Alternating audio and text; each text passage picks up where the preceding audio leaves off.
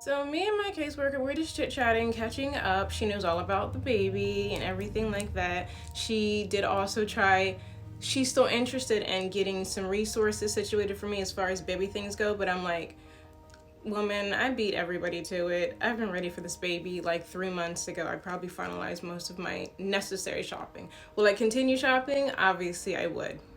Obviously I am. Obviously I'm definitely going to. But as far as the necessities go, my baby is packed and ready to go. So she had asked me because I had told her when this all happened, I told her all about it. I told her about everything. I was like, you're not going to believe this, but. So I did tell her everything that was going on. So she was like, yeah, well, update me. How's everything going? I'm not allowed to access social media because of my job description, but like, tell me how everything is going. So I'm telling her everything, all the details, this and that and whatnot. She sat back in her chair at my dining room table and she said, I just can't believe just how fucked up Asmodeus is. And she's off the clock, so she's allowed to say what she wants to say. And Asmodeus, he knows her. He knows exactly who I'm talking about. And she said, I just can't believe it. Like, I just can't believe it. Not even just the activity of what he did, but the lies, the extent he would go to tell these lies, these unnecessary lies at that. She had said that he had told her that when they were actually doing the application process via telephone and going over all those details, he had made a couple of statements about his mother.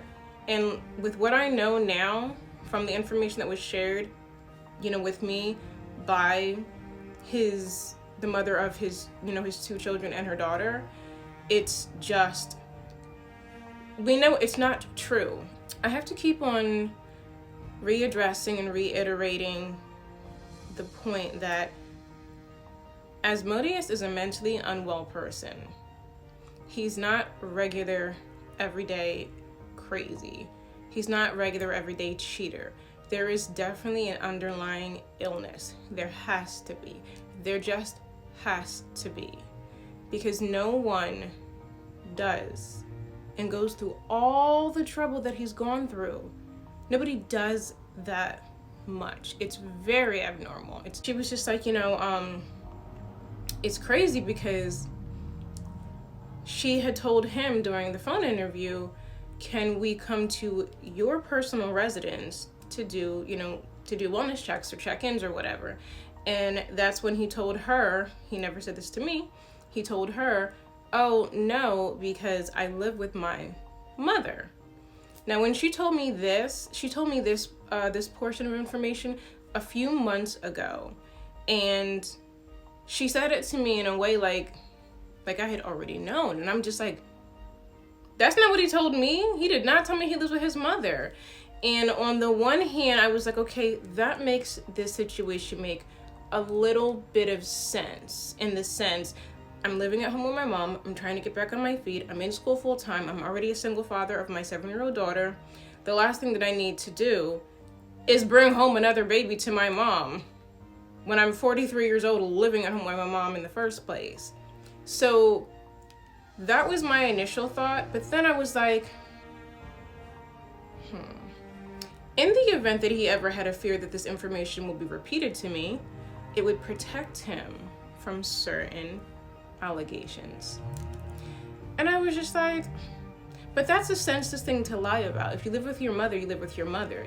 Do I think you should have told me this on our first date? I do. Yeah, I do. But on the same hand, it would look better for it to come out that you allegedly live with your mother versus your actual real living situation, which is you've lived with your girlfriend since the day that we met.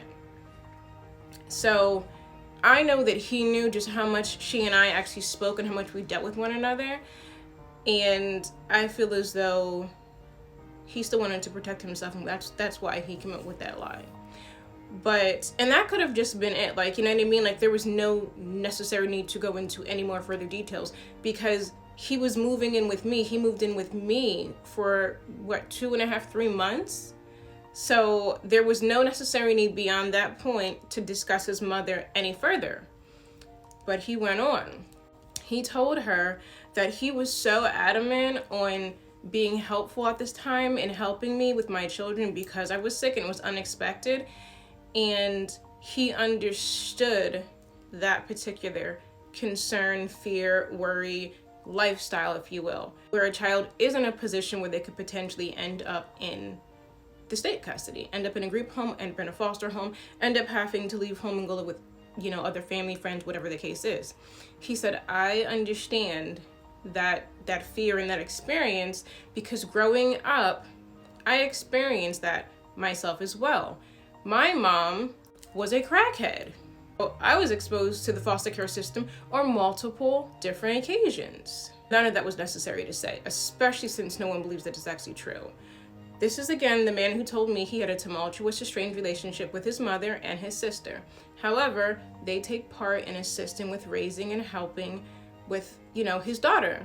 And again, I assume that this activity was because they had, their rough patch over the years, and this is his family's way, his mother's way of trying to heal that wound and of trying to step up and do the things that she may not have done for him as a child.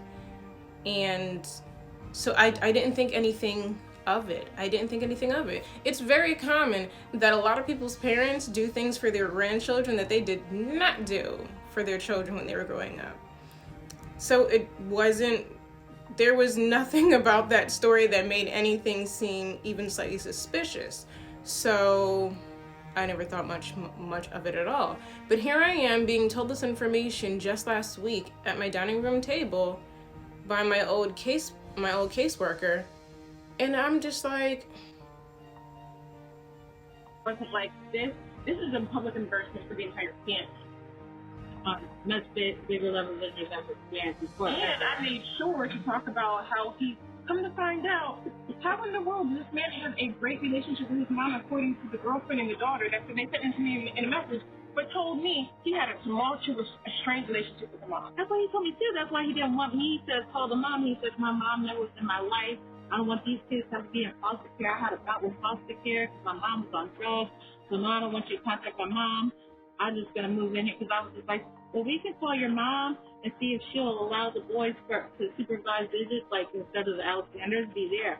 Like, oh no, I had a tumultuous relationship with my mom. I had bouts with foster care. That's why I don't want it to happen to these boys. That's what I'm. So imagine hearing online that's what your son is telling people about you when you've been bailing this man out left and right for all his life, and that's a lie. It's a lie. And that's all. It's funny that you should say that because it's been confirmed not only from the mother of his newest newborn and his daughter. It's been confirmed by her, and it's been, there's been dialogue between myself and her daughter about the relationship that he actually has with his mother, and it's a great, healthy relationship. So what kind of sane person goes to that extent where they tell someone who is essentially a complete total fucking stranger a lie that terrible? That your mother was on drugs, crack specifically, and you were in and out of the foster care system when you were growing up. And it's not true at all.